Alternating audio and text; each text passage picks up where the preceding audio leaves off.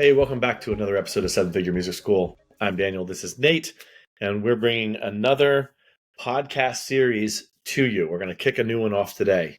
The last time we did one, we looked at something that we created in the Founders Forum in April this year, something specifically that Nate created about culture, and we realized that this was not only a gap in our own body of work, but that it's not something that was talked about across a lot of the pantheon of music school wisdom that's out there, right? It's just not a thing that was talked about very much. And so we decided to do a deep dive series on that topic. As we were thinking about going into the fall here and what we might record episodes on, it's typically been Nate and I's habit to pick one micro topic and really go deep on it. And it's a great thing, right? But as we look back at the body of work we've created, there's almost maybe missing a forest for the trees problem that we have. Because a lot of times it's like the blind man and the elephant, or the blind man and the elephant. They're all feeling a different part of the elephant, and so they describe the elephant in a different way as a result. And so what we want to do is actually back out to the 50,000 foot level and talk about something that we've really noticed in this previous outgoing class of the Founders Forum. When we looked at all the progress that was made, when we looked at what I called the constellation of issues, we did a big analysis of all of the problems, of the things that they said to us, and then did a big analysis of all the things that we've talked about with people who listened to this podcast, and came up with a big picture idea,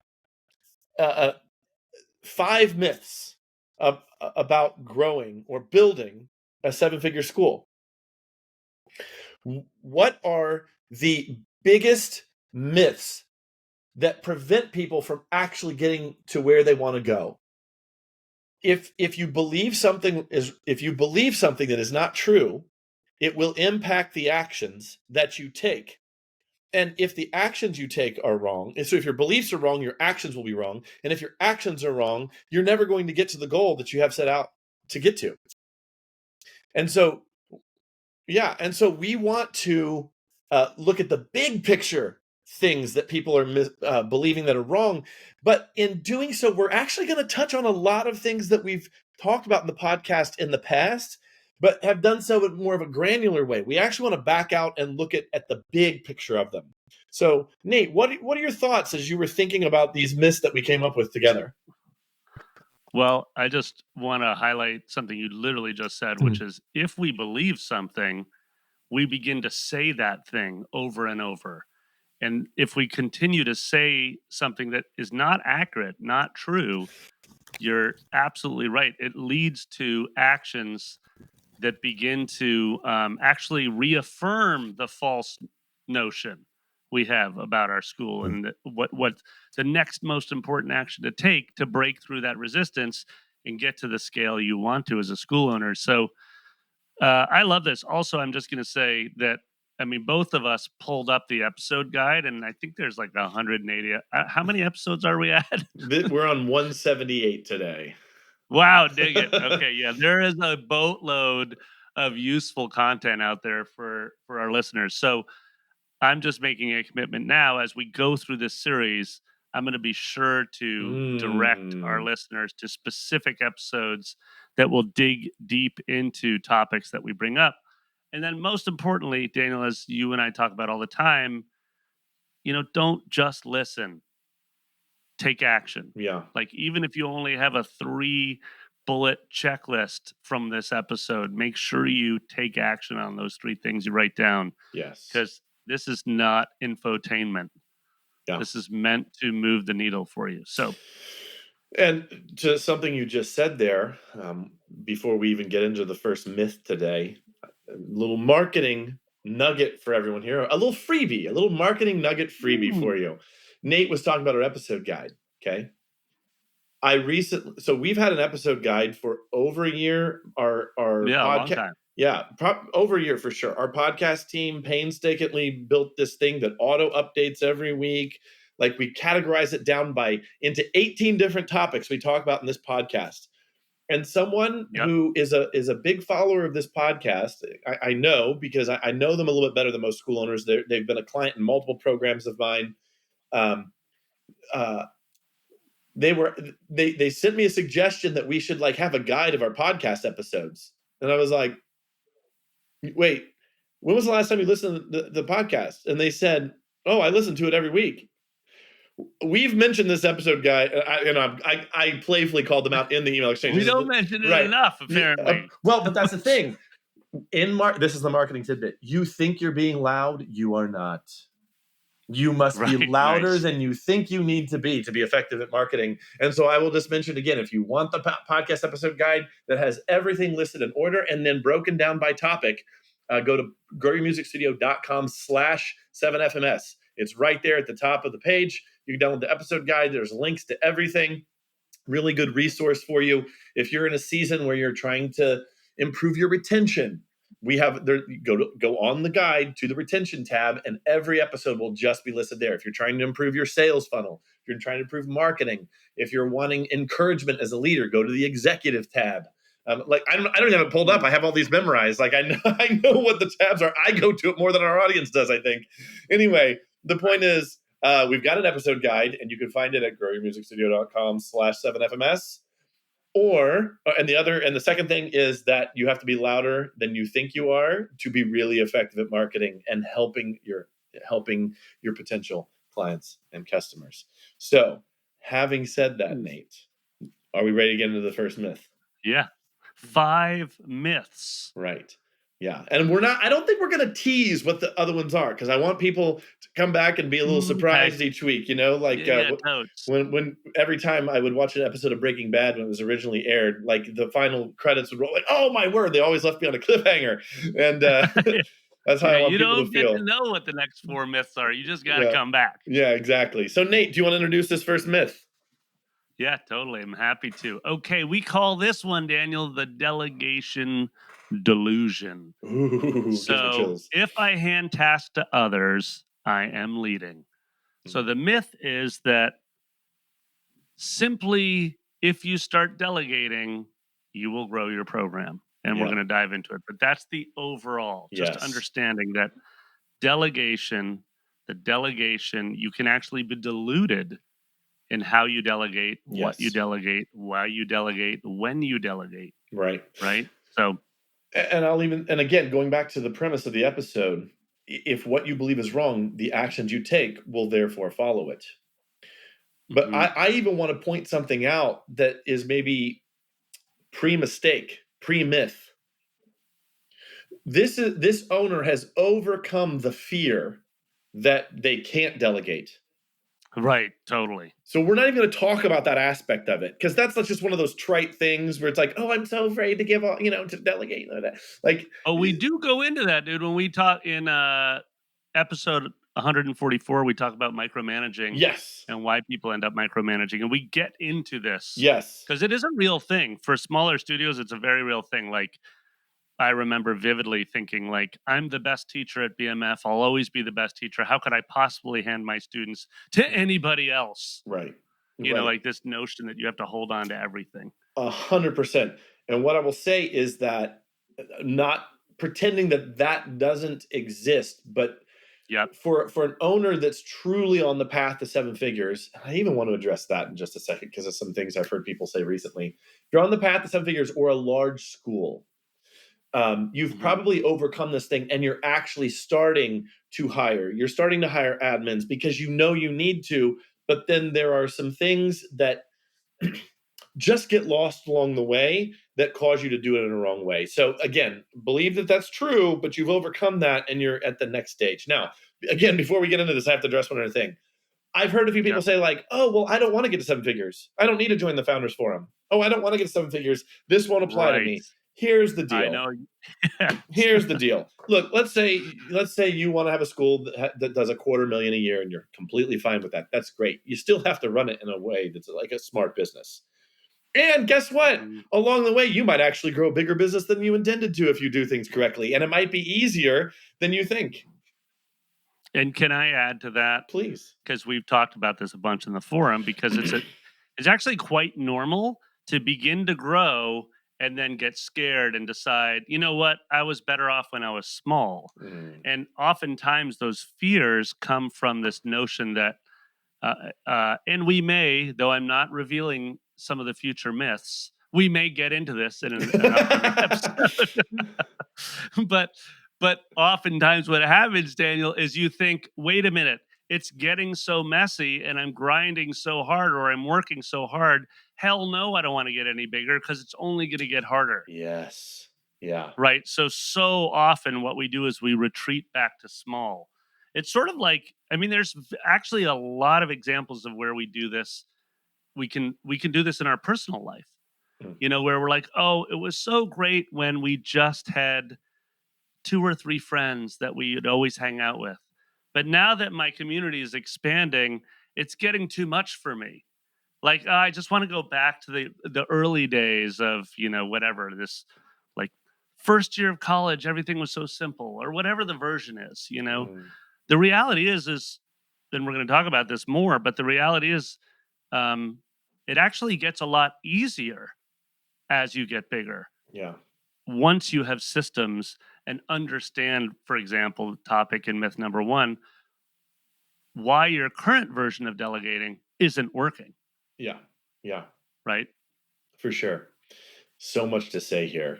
And we have set the table, and you are hinting not at future spoilers for future episodes, but a little bit of spoilers for this episode, but they're not because we're in the episode. So let me just start by saying this. If you're at the 100 to 250 level, and even 100 to 250, there's some distinction between those owners. And we talk about that in a webinar that we did back in June.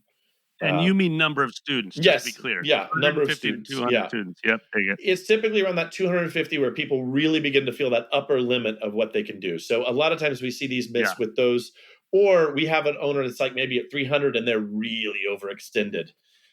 Sometimes we see even bigger than that, and they're just drowning, and like they sound like some of the most chaotic. It sounds like their life and business is very, very chaotic, and they and I really feel bad for them when I hear them talk. But it's this. Yeah, their business owns them. They don't own the business. Yeah, they know they need to delegate, but what their delegation looks like isn't delegation. It's more like what their version of delegation looks more like abdication, but they don't realize it. What they're actually doing is saying, "Oh, you go do this," but they haven't built a framework in which the team can succeed, or they're hiring poorly because they don't know what done looks like.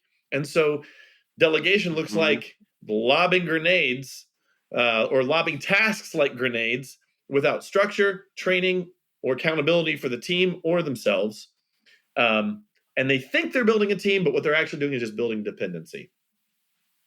They're building a dependency, and it's through desperation. I love the term abdication, because what I hear you saying there, dude, is you're saying you're abdicating the responsibility to actually build a structure within which someone can succeed.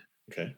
Right? And the goal is to delegate. There's no way that we're even putting out this podcast if we don't delegate. Right. Like Daniel and Nate are not going to be able to do every step to get the pod out. Right? But we have to put the person or the people in positions so that they can actually have a running chance at succeeding in the tasks. And in fact, having you feel like the weight has been removed from your shoulders, right?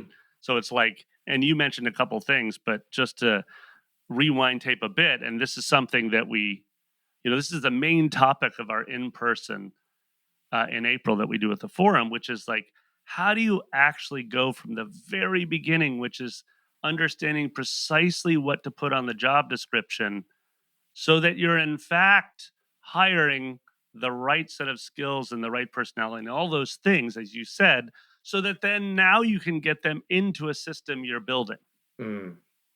right? So it's like you touched on a bunch of big points there, and we're not going to obviously go into the detail on all of them, Right. but it is a chain, right? As you point out.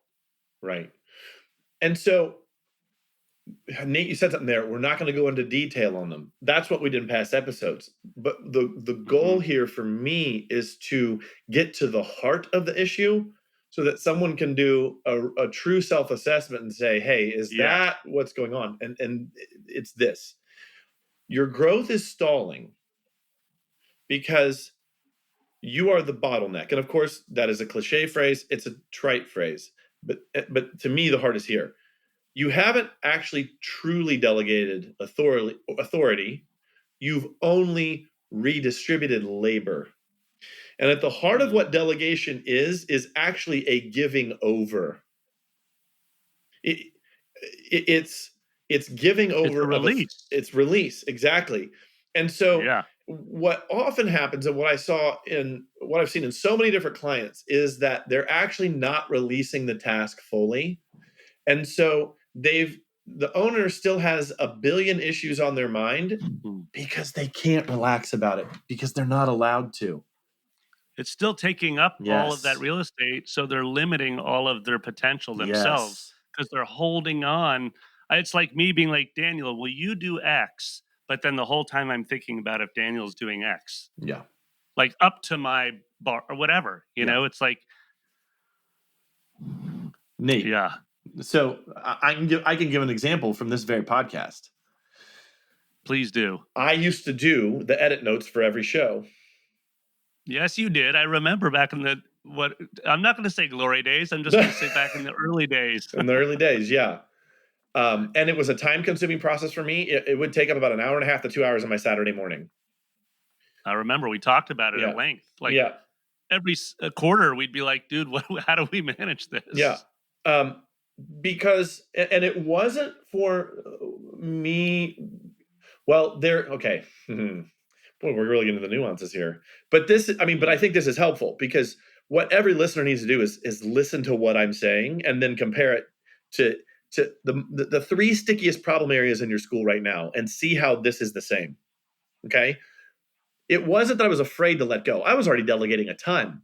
It was that I knew I couldn't let go because I knew I couldn't fully let go of it, because one of the things that built this brand was the quality of the content. It was the core. So I truly did need to not let it go.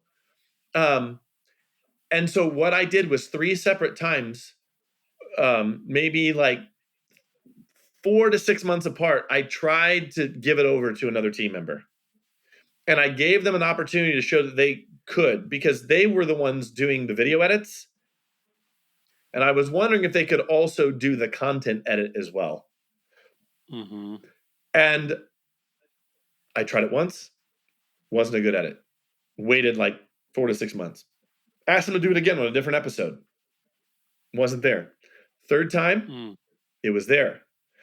And for me, it was an internal realization that I could let a podcast episode be released into the world and never have to listen to it and know that the edit was good.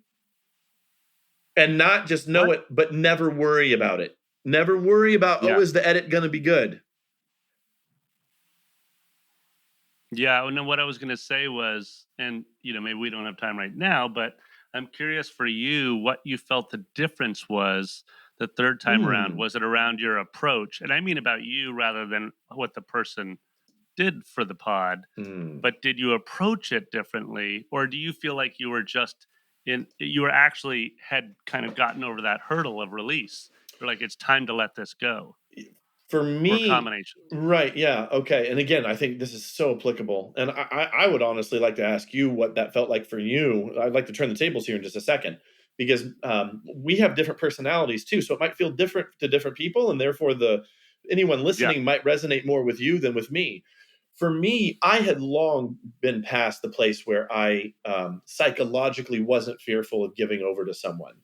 I had, 5 years before this, I handed over the podcast to someone else to do the edits on. I had given a 24-year-old the complete control of the invoicing in my studio and literally slept fine at night knowing it wouldn't be screwed up. I totally released it. I was at a place psychologically where there was no fear, there was no psychological block around it. I wasn't there. For me, it truly was just quality. It truly was just, okay, have I given a vision for what I want this to be like?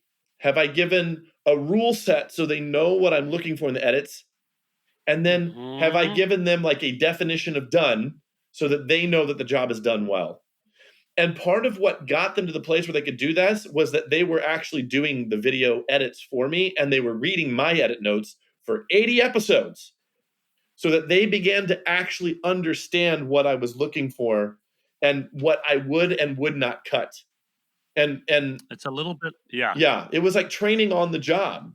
And so what we did, sorry, Nate, what we did was we documented all of those edits, and then I had a conversation with this team member where I explained even why I was doing the edits that I was doing. Like we walked through episodes and I talked about like why. And that team member made a rules document, an actual rules document. And even the codifying, I don't know how to pronounce it. The codifying of those rule set was instructive for this person. So that's the answer to your question. And it reminds me, we have a teacher right now, just amazing in terms of embodying our purpose, our values, and how we approach teaching. When they came on, they actually had like just a tiny bit of education experience in the classroom, right? They came on, and one of the first things they did was shadow me for a whole season teaching one of our rock, write, and record bands. So basically, we co-taught. But your story reminds me of this, because what would happen would be I would teach like 3 or 4 of them, and then I would be gone for a week, and they would take over the band. And then I'd come back. We'd have a little round table about it, but I'd continue in my role as the lead teacher, much like you were the lead editor, right? And I share this story because for our listeners, you all have different ways of onboarding teachers or onboarding staff. And the whole central tenet of this episode we're doing right now is we need to refine how we onboard and set someone up for success in whatever the task or the role they're going to do is. And so, in a school context, we try to always build into training a version of shadowing, and we're very deliberate about who these new teachers are going to shadow. And we're also very deliberate about putting them, Daniel, in shadowing hours in addition to actual teaching hours. So it's like going back and forth in your story between taking a stab at teaching and then going back to shadowing. And by the way, like right now we have 5 new teachers at the factory, and they're amazing, and they're all doing versions of shadowing. And when someone will shadow me, which will again happen this week, Daniel, it's oftentimes, and again, you have to frame this, listener, as an opportunity to delegate. Because what I am doing is I'm asking a teacher to come in, observe me teach, and then I'm delegating them to a teaching role. I'm saying you're going to go back into the studio, but when they observe me, I'll say, "What did you think?" And that's just a softball question. And they'll be like, "Oh, it's just so amazing to watch you with the kids. Your students are so great." They'll give me some sort of like, you know, um, shallow answer to start, because they're just, it's a little weird because I'm also their boss. They're like, "What do I?" And instead, I'll say, be specific, and I want you to write me 3 strategies that I used to effectively teach the lesson I was teaching. So I'm like, give me specific strategies that you can implement in your studio. And that's the kind of thing that we're doing when we're talking about setting up, getting back to your editing example. You're actually setting up a whole set of criteria and strategies to ensure that you create as unique and effective an experience with whatever it is we're training to. Okay. We promised we wouldn't get in the weeds. So I'm going to actually finish my point by saying I want everybody to bookmark episode 46. That's a good one. I know exactly well as 144. Those 2 episodes, 46 and 144, we'll do our darndest to delegate the team to put it in the show notes. This episode is sponsored by BigMusicGames.com. As our listeners know, Brooklyn Music Factory is all about a fun, fluency-first approach to music lessons. And at the foundation of our teaching methods are rhythm, melody, harmony, and songwriting games that challenge students as young as 4 years old to train their ears and flex that musical mind. Because when you set an intention of gamifying every single lesson, you're going to find improved attendance, increased play at home, and higher student retention. So we've set up a website just for our listeners so you can start playing today. Go to bigmusicgames.com/7FMS and create your free account. Again, that's bigmusicgames.com/7FMS. And if you join today, I'm going to send you a personal invite to join our weekly teacher training call with me and Greggy Bizzle, our chief game designer. Go ahead and put play back into practice with Big Music Games. There's something that I think is going to be a theme across the episodes, and something that surprised me as I started working with a lot more large schools. And by large, I mean they're making $40,000 a month or more. And that is just, I didn't assume that a school would get to that size without doing some of the most basic things that I thought would be necessary to get to that size. And so even, for instance, was talking to a group of owners in the forum and just asked for a show of hands, like, how many of you are keeping like basically the most basic of marketing dashboards? Like 50% weren't, more than 50% weren't. A basic marketing dashboard. It's shocking to me. And they're already, and yeah, and I'm not dogging on these people. Like, I'm not making fun. It shocked me, and this is getting to my point. But Nate, what were you going to say there? I was just going to say, and these are growth-minded owners that have already gone through the application process, joined the forum, and they're in the forum. And one thing I will guarantee you, especially if you're listening now and you're thinking, I want to be in that community, these people absolutely have a dashboard now. They're like, wait, no, we are putting a dashboard together. Right. And you're like, I remember that moment, and you were like, show me X, Y, and Z. And we realized we just needed to give them the template. We're like, hey, here's the minimum of what you need to be measuring. Yeah. Here's a template. Here's a Google sheet. Go. Next week, have this sucker filled out with the best numbers you can. Right. So anyways, back to you. I'm just saying. Yeah. One of the benefits of being in a community of people and being open and honest with what you've actually done versus what you still have yet to do is that community will for sure hold you accountable to getting organized. Yes. And although this is what I'm about to say isn't about what the episode is about, it does actually play into what the episode is about. And that is, a lot of times the reason they didn't have the dashboard was they didn't know what needed to be on it. Yeah. Okay. Right. Now, how does that apply? No, here it is. I'm going to go back to my original example and the question you asked me, because you asked me, Daniel, around episode 80, when they did take over the edit notes, how did they do that? Okay, I'll tell you what I did. What I had them do was go through our completed episodes and start trying to find little moments that could be an Instagram reel. Oh, nice. And step one. Part of step one. The other step one was they were actually going through my edit notes every week and actually doing the video edit with my edit notes. So the point I'm getting at here is that, and you were making this point too, but then I'm going to connect it onto something else. Scaled down versions of the bigger task that you want. That is the way. You said shadowing, I said shadowing, but this is also it too. It's a scaled down version.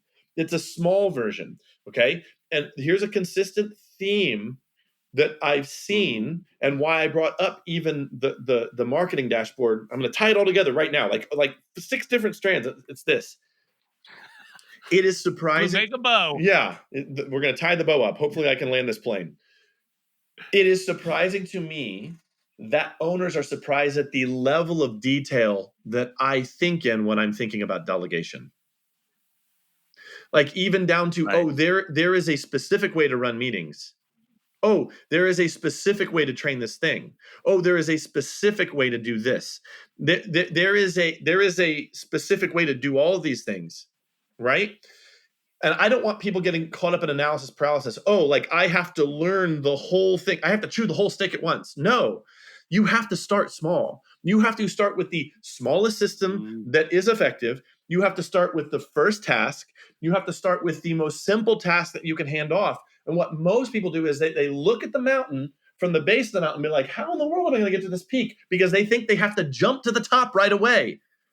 But that is not how you do it. You start with one tiny step first. And that first tiny step looks like, okay, I don't know what a good system looks like. I'm going to go do a 5-minute Google search and find a good system or how to write a system. And then I guess I'm going to do that. And then I'm right. And then we're going to do that thing. And then here's what's going to happen. It's going to blow up in your face, or it's going to go poorly. And then instead of you being like, see, I tried, I just knew this growing up music school stuff was a bunch of BS. Like I knew this is so hard. Like it's easier if I just keep doing it myself. Yes, exactly. We hear that all the time. What should have happened is you're like to be curious and open and say, okay, well, that didn't go so well. Like, what is one thing I could do better next time? I will tell you this. Oh, go ahead. Well, I was going to say, you can also turn to the person who was holding the grenade when it blew up, and you can say, what was missing for it? For you, like what did I not share? What was needed for you to potentially create something that looked and felt more like this? This is where, boy, see, this is how an episode becomes 5 hours long. This is where even who you are as an owner comes into play, because if you are a blame taker, you'll assume it's your fault. It might not be. If you're a blame shifter, you will look at everyone around you and be like, it's all their fault. All these people are terrible. I can never find quality people to hire. Oh, these people are dumb. Oh, they're lazy. Oh, they don't care about the school as much as I do. Like, even how there has to be a level of like openness to just accepting the reality in front of you and not putting judgment on anything that happened, and just like, oh, let's try again. Let's try again. Let's try again. As tried as it is almost like the Thomas Edison thing where like he tried like 1,000 different filaments for the light bulb until he finally got the right one. Like, I know that's such a cliche story, but how does he do that? He doesn't do it by like being super negative. Like, there has to be a level of openness and persistence and just being like, oh, well, that's one way that isn't going to work. And just being open and not kind of being right down the middle of the road, not too optimistic, not too pessimistic, not too blame taking, not too blame shifting, just saying like, well, what actually happened here? Let's look at the evidence and then let's just do something different. This episode is sponsored by grouplessons.com. If you're looking for a group piano method that is easy to implement in your studio or school, look no farther than Piano Express from grouplessons.com. Because unlike most group piano methods, Piano Express allows students to make individual progress within the context of a larger group. And because of the at-home practice tools and gamified curriculum, students using the Piano Express method make faster progress than the average method book student. And that helps students feel excited, accomplished, and motivated to learn new music. Also, the system is really adaptable. We've got teachers using the system in their home studios, and we have many large commercial studios running our 3-room model that allows you to see up to 24 students per hour with just 2 teachers. So if you'd like to learn more about Piano Express, navigate to grouplessons.com and sign up for a free demo. You'll get to look at the method, our app and teacher guides, and we'll even give you a sneak peek of our implementation plan that has helped hundreds of studios start their group program in just a few weeks. Can I come up with a little virtuous loop for our listeners? I love it. Okay, so you're going to delegate. Right. We're just, everybody who's listening right now, just here's your daily mantra. I will delegate. But I will delegate with a system. I will then meet about how the system worked or didn't work. And then I will be curious and consistent in continuing to refine that system. And then just think about it weekly. Like back to I love what Dan Martell said in Buy Back Your Time. He's like, stop with the resistance. Just decide there's one thing that's a pain in your ass, and you're going to delegate that. And just like to your point, delegate a single thing, but do it in this virtuous cycle you're talking about. Create some version of a document. Hey, here's how I want it done. Here's what definition of done. Then have a follow-up meeting with the person who you delegated to. Doesn't have to be an hour. It can be 10 minutes, 5 minutes. Then discuss about how you're going to refine that system so it's a little bit better next time. And then do that every week until you can say, check, that one's good enough. And Dan has a great saying that I've been using all summer with the forum, because it's been a summer of systems in the Founders Forum. We have all these owners who are building their playbook now, and they've been doing it for months, and it's transformative. And in fact, we have one school who's now talking to us about franchising because they've systemized to that level. I don't know. It's just like, I'm like, hell yeah. So that's delegation on steroids.